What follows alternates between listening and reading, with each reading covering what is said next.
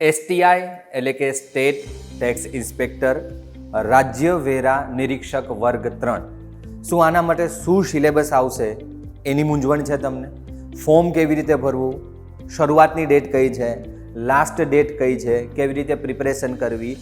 જો તમને આ બધી મૂંઝવણ હોય તો મૂંઝાવાની કોઈ જ જરૂરિયાત નથી. હું છું ભવદીપ સર અને હેપી એકેડેમી આજે તમારા માટે આ બધા જ સવાલોના જવાબ લઈને આવ્યું છે. ચલો તો હેપી એકેડેમીમાં આપનું હાર્દિક સ્વાગત છે. એસટીઆઈની સંપૂર્ણ માહિતી આજે આપણે જોઈશું. એસટીઆઈ એટલે કે સ્ટેટ ટેક્સ ઇન્સ્પેક્ટરની 300 જગ્યાઓ જીપીએસસી દ્વારા બહાર પાડવામાં આવી છે.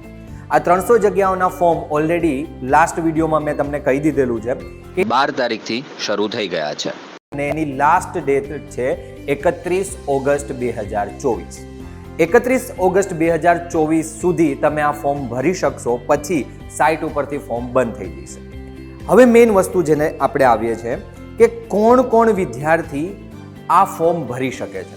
તો સૌથી પહેલી વાત કે જે વિદ્યાર્થીની ઉંમર 31 ઓગસ્ટ 2024 સુધી 20 વર્ષની થઈ ગઈ હોય, એટલે કે એ વિદ્યાર્થીઓ 20 વર્ષ વટાવી ચૂક્યા હોય, એ તમામ લોકો આ ફોર્મ ભરી શકશે.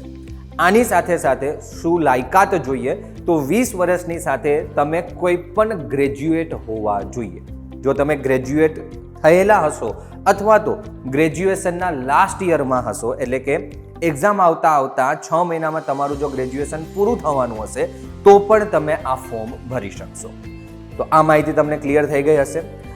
બીજી વાત કરીએ મહિલાઓ માટેની અને અનુસૂચિત જાતિ, જનજાતિ અને એસીબીસી માટેની. તો જે તમારી ઉંમર છે, મેક્સિમમ ઉંમર એ 35 વર્ષની હોવી જોઈએ. એટલે કે 20 થી લઈ અને 35 વર્ષ સુધીના તમામ ઉમેદવાર આ ફોર્મ ભરી શકશે. પણ અહીંયા અનુસૂચિત જાતિ, અનુસૂચિત જનજાતિ અને ઈડબ્લ્યુએસ વાળાને 5 વર્ષની છૂટ આપવામાં આવે છે. આની સાથે સાથે અનુસૂચિત જાતિ, અનુસૂચિત જનજાતિના મહિલા ઉમેદવારોને 10 વર્ષની છૂટ આપવામાં આવશે. બરાબર.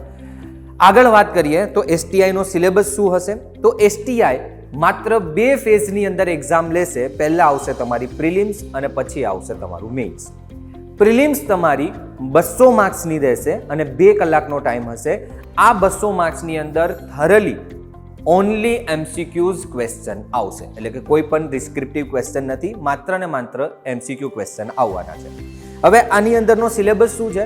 તો 200 માર્ક્સના એમસીક્યુની અંદર અહીંયા તમે જે રીતે જોઈ શકો છો એમ ગુજરાત અને ભારતનો ઇતિહાસ, ગુજરાત અને ભારતનો સાંસ્કૃતિક વારસો, ઇકોનોમિક્સ એટલે કે અર્થતંત્ર અને આયોજન, કરંટ અફેર્સ એટલે કે વર્તમાન પ્રવાહો, બંધારણ, રાજ્ય વ્યવસ્થા, પંચાયતી રાજ, ગુજરાત અને ભારતનું ભૂગોળ અને તમારું જીકે એટલે કે જનરલ નોલેજ. આ બધા જ ક્વેશ્ચન તમારી સામે એમસીક્યુઝની અંદર આવશે.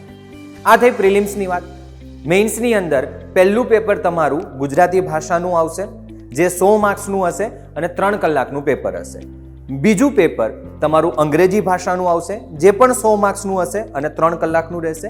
અને ત્રીજું અને ચોથું પેપર સામાન્ય અભ્યાસ 1 અને સામાન્ય અભ્યાસ 2, જે પણ 100 માર્ક્સના હશે અને બંને 3 કલાકના હશે.